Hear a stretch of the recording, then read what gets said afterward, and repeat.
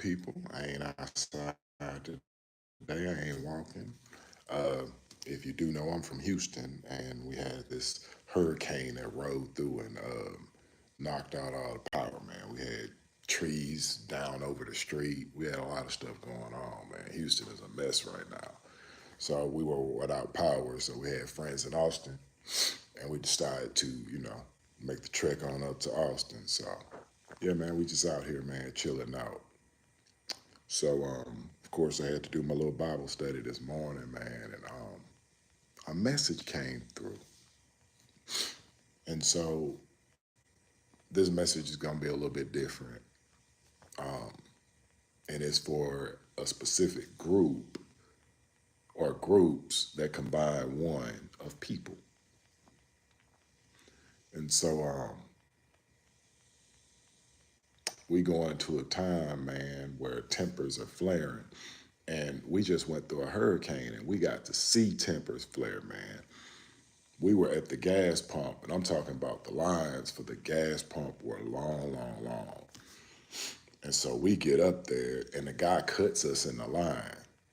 I don't trip, man. I'm telling you, I'm trying to walk in my spiritual self, man, letting a lot of things, bounce off my chest. But the man in front of us skipped. And so my wife, he was just filling up his containers. And so my wife said, just go ahead and pull the car up on side of him. And so as the man is filling up his containers, my wife notices that a crowd of other people that need to fill up their gas cans are forming up behind them. What's going on, people? How y'all doing?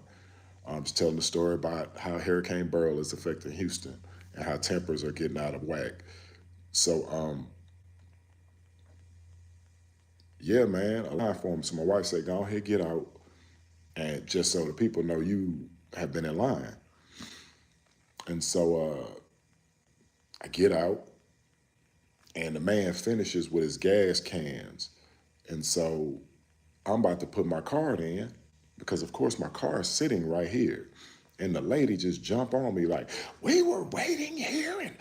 And I'm like, of course you've been waiting, but my car's sitting right here. So I don't care how long you've been waiting here. My car is sitting right here. So you can't tell me you've been waiting here and my car been sitting right here. So she calmed down. And so at this time, her husband see my wife turn around. So he grabbed his wife and he said, hey, come on over here. And that's when I learned that a misplaced word, man, can turn a whole situation around just like that. So we got military service members. We got people that went off to fight in wars. And we got through, man, when you go to the military, man, even going through basic training is traumatic. Going through basic training for a soldier is traumatic. What's going on, people? Where y'all coming in from? Basic training is traumatic, man. When you go into basic training, everything that your mama and daddy and your grandmother and everything done put into you, they strip you of everything. They take your whole identity away. They take everything. Your first name, they take that away. They call me Private Godot. That was my name in the military until I got ranked to be PFC Godot and Specialist Godot. They take away your first name, so you don't be knowing people's names anymore. Like in the military, you don't really know anybody's first name. You just know them by their last name. So they strip your identity away, but they strip your identity away because your identity is not that of a soldier. So they have to take that away from you and they build you up as a killer. And so in the military, you be saying, kill, kill, kill. This is fucking programming, broski. It's programming because as a soldier, you're gonna have to go over and possibly kill someone. So they have to program this into you early that you are not a civilian anymore. You are a soldier, you are a killer. And that's in your head. That is ingrained into soldiers. You are a killer. And so I went through the military, man, and you got so much programming that goes on through the military. So much programming. What's going on, people? Where y'all coming in from? We got a serious topic today, man. We talk about veterans and current active soldiers. Please come in here and listen to this message. It is very urgent. And so you go through military, man. The military is a way. The military teaches you everything about the military. Of course, they break you down from who you were, your whole identity before the military. You are built up into this new person, a soldier, a killer. And so you get out of the military and nobody tells you to stop being a killer. So in your head, you're still waiting for orders, because in the military, all you do is take orders. And so now you're in your mind, regular life is saying, yo, you're back to regular life. You're out of the military. You're back to regular life. Nothing about leaving the military prepares you for going back into the real world with people that don't know exactly what you've been through. Imagine you didn't come home and you didn't been at war and like bombs then blew up right next to you, and you didn't watch people come back and these people that lost eyes, you done had all this stuff happen, and people that didn't watch the movie telling you, oh yeah, I seen that on the movie. Like that for me was pissing me off. Like you sitting here talking to civilians, you talking to somebody that's been at war. I got the dirt of Afghanistan in my hands, and you got a regular civilian tell me they watch Saving Private Ryan, and they try to compare them watching the movie to you actually being over there at war. When a bomb go off next to you, when you sound asleep at night and a bomb go off, man, you don't wake up like, man, I just want to get a Starbucks coffee. Bro, you go into hiding.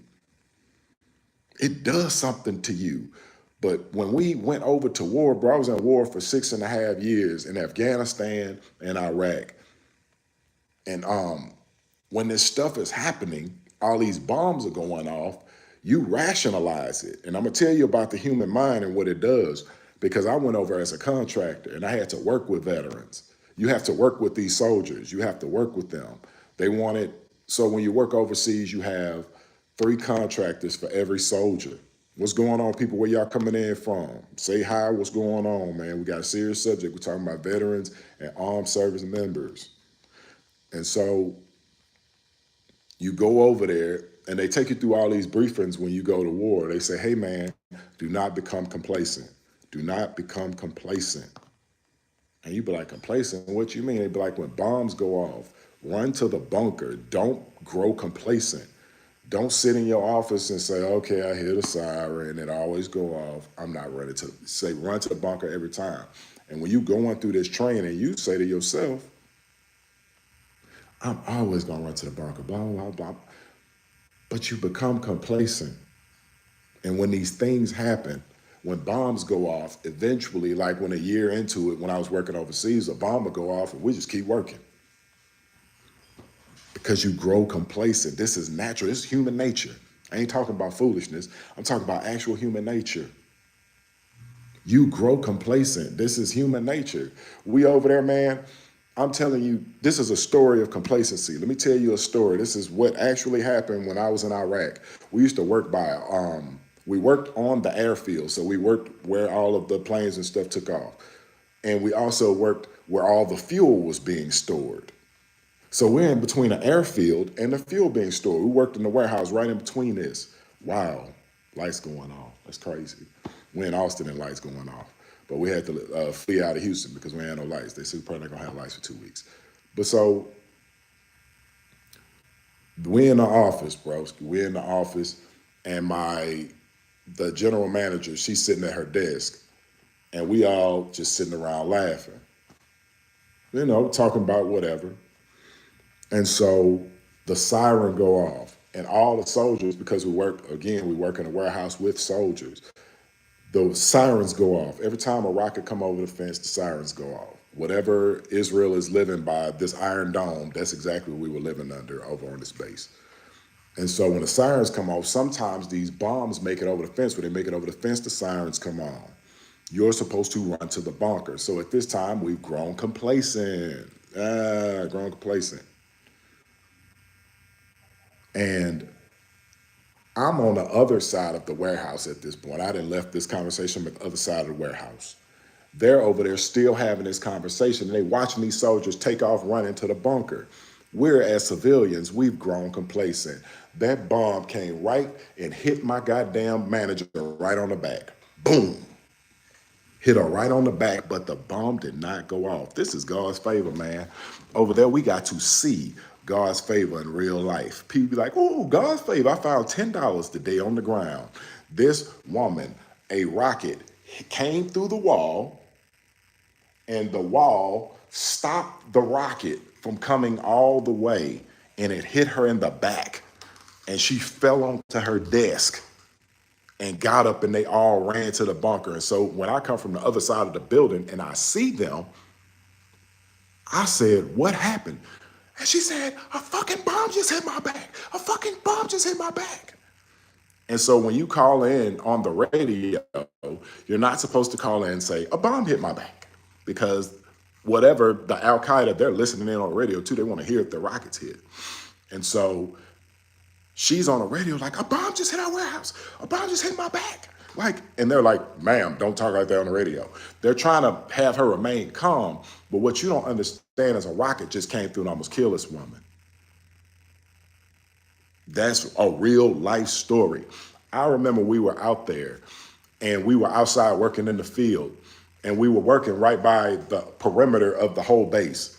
So we had a warehouse, and the warehouse was right by the outside perimeter, maybe 100 yards, one football field, and you could see the outside of Iraq. You can see the outside.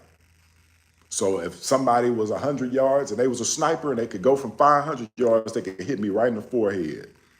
But we out there working because you're complacent. You don't think about this anymore. You're insane. And you know how you rationalize all this? Well, I'm making $8,000 a month. They just bumped me up to 16. When I left Afghanistan, I was making $16,000 a month. And this is how I was rationalizing all of this in my mind. Like, well, they paying me. I could die at home. I'd rather just die out here getting paid. That's how I was rationalizing this. But this is when you become crazy. And so when I was overseas, you work with these soldiers, man, and you find out they're not making any money. I'm making 16,000. This guy is risking his life, and he's probably making $4,000. And so everything's happening to these soldiers, man. We working hand in hand with these soldiers, man. Soldiers' wives are cheating on them. You go home, your kids don't know you anymore. You've been gone for 4 or 5 years in war. Your kids don't know you no more. Like, a lot of stuff was happening over there. It was a soldier, man. He went home on vacation. His wife had moved back to Puerto Rico. Took his kids and moved back to Puerto Rico. Do you know how traumatic that was for you to be talking to somebody on the phone every day and not know that this person right before you came home then took off and left? It was dudes, like when we had Skype back then, because this is in 2008, it wasn't the technology that we had today. It was soldiers over there being cheated on. Like, you watching the man walk by on the back of the Skype video. This is the stuff that was happening over there. Psychologically, you're fighting for your life, and your wife at home cheating, your husband at home cheating. I remember we had, because at the time that I went into the military, the war in Kosovo and Bosnia was going on. So they were sending soldiers, rotating them in 6 months at a time. And we had a sergeant, man. He was head of our company. He was head of our little section. And that man came home, and that man's wife had stole all his money out of his account. That man had $25 in his account. That man had been at war for 6 months, getting paid an exorbitant amount, because when you go to war, they got to pay you hazard pay. That woman had stole all his money. And then when that man came home, she wanted forgiveness. Oh, sorry. I know you've been at war. I'm trying to tell y'all these stories because this stuff is happening in the military right now, but it's not going to go so well for people. These fucking soldiers have been at war for a very long time, and they are ticking time bombs. Please be kind outside, man. If you got a veteran, man, and they want to talk, man, let these people talk, man. Do not judge these people. Let them get their stories out. You're going to be amazed at the things that these people tell you. When you have to kill someone, it stick with you. That body don't go away. That body is a part of you. That blood come talk to you. So these soldiers then had to kill people for country. And the people still come talk to them like, hey, man. And in the shot, like if you blew their whole head off, they come and talk to you just like that. And these soldiers be having to talk to these dead folks that they didn't kill. Please be kind to your service members. Do not screw over. Man, I've seen so many service members get cheated on. And it's not going to be a good time to do stuff like that because these people are going to have fuses like this. And going through Hurricane Burrow in Houston let me recognize that people are on edge. And money is getting low outside. And for somebody that went and fought for this country, like all of these veterans that sign up their life to die, when you go to the military, you signing up to die. That's what you're signing up to do. You're saying, I'm giving my life for my country.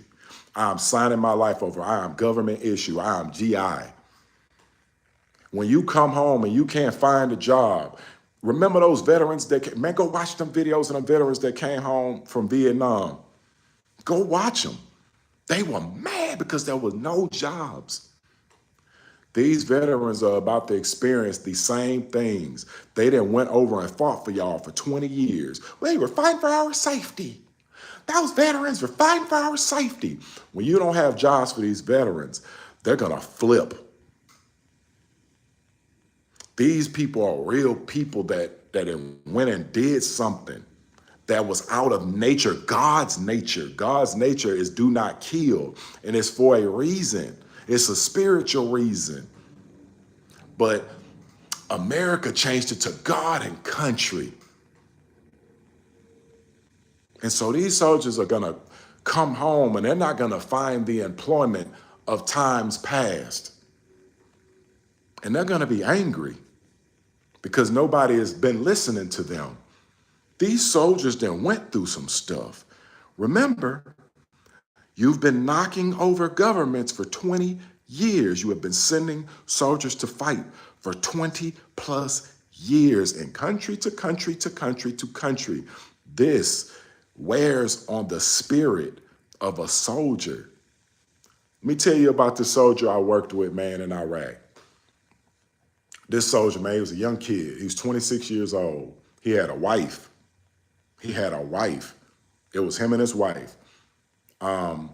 26 years old. He got into the military at 20.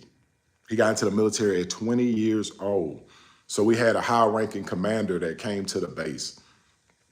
And he wanted to come to our particular facility.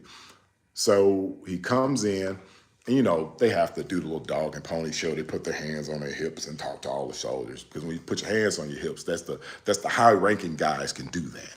They put their hands on their hips and talk to you like, hey, how you doing, soldier? What's going on? And explain this to me. And then, how long you been out here? And, you know, they got to do this dog and pony show, you know, to show in camaraderie with the soldiers. So this particular high-ranking member, he comes in and he's doing a dog and pony show, and he gets to this soldier. And he said, hey, soldier, how you been? How long you been in the military? And the soldier says, oh, I've been in the military 6 years. Imagine 6 years of your whole journey. 6 years. You've been in 6 years in the military. It's a long time. Count dog years when you count military years, because when you go to the military, you take something away from your life. And he says, how long have you been at war? How long you been in Iraq or Afghanistan? And he said 4. The look on the commander's face got cold. And he said, where's the command over here? Who's the first sergeant? First sergeant, come here. And he said, why has this soldier been at war 4 of his 6 years in the military? That was not supposed to happen, but this soldier had slipped through the cracks. This soldier loved being at war. So every time he got home, so they shuffle out divisions. So, okay, we'll send this division here. When they come back, we'll send this other one out. You got brigades. So they'll send a brigade out. When this brigade come back, we'll send this brigade out. He was coming back, and since he liked the war so much, he would just jump on another one, like, oh, I'll go. And this dude had been at war for 4 of his 6 years. He didn't know that if you're at war that long, you could go crazy. You start thinking war is normal. So when I left war after 6.5 years, being in Iraq and Afghanistan and seeing the many tragic things that I saw, I told y'all the story about why I don't wear Beats headphones or why I can't just like wear headphones outside. I'm very frightened about wearing headphones outside. I got to like hear what's going on. And so when I got out, I came home and I was in my normal overseas Afghanistan routine where I would come home and just sit in my room because I didn't work for anybody, so I didn't have to answer to anybody all day. In Iraq and Afghanistan, I didn't have to answer to anybody. So I have to send my reports up to somebody at headquarters in another base, but I never had to talk to anybody. I didn't have to answer to anybody. So when I was at home, I was still operating like I didn't have to answer to anybody. I had a whole family that wanted to see me, that wanted to come around, but I didn't want to be around anybody because I had not been around people for so long. And so this stuff wear on you, man. And so, you know, you back to living a normal life, man. You're back in civilian territory. But civilians, they don't understand soldiers. And they don't understand war. Because, you know, they've seen it on TV. It's normalized. You know, people's new word is normalized. But to somebody that's been at war, that shit is very real. And so I'm at home.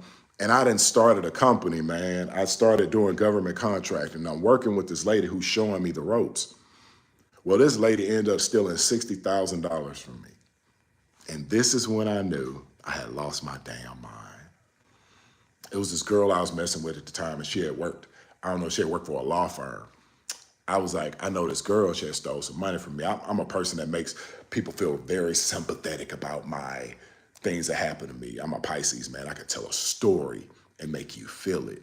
So I was telling the girl like, oh man, this girl hurt me and I just want to sue her and report her to FBI. In my mind, I had already planned that I was gonna fly out to, I had found this girl, she gave me the girl's social security number, where her dad stayed, where she had moved to, where her kids went to school. This girl sent me everything. And I had plotted that I was gonna go up to this girl's school. I was gonna, when she picked her little girl up, I was gonna walk up, blow her fucking head off in front of her daughter and fly back home to Houston and make it home for dinner. That was my plan. That's when I knew I had lost my damn mind.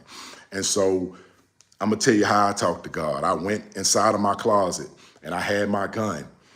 And I said, man, if this is supposed to happen, let it be. But if this is not supposed to happen, let it be your will that I never think about this again. And when I woke up the next day, I didn't feel anything. Anger, pain, nothing.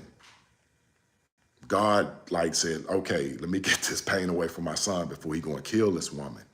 And there's people out there harming and spiritually messing with soldiers, cheating on them. Oh, I have a man, and then they talk crazy to him. It's not gonna end well for you where we're headed. These soldiers are on edge, man, ticking time bombs. Be careful with these people. Like women, like these men is this. Stop playing. Be careful with your words when you talking to people who are on edge. And most of these veterans have money now, or they have jobs now. But what I'm trying to tell y'all is it's going to be a time where people are going to start losing their jobs, and these veterans are not going to be happy. So be mindful of the times that we are in, and be mindful who you are dealing with in the times that we are in.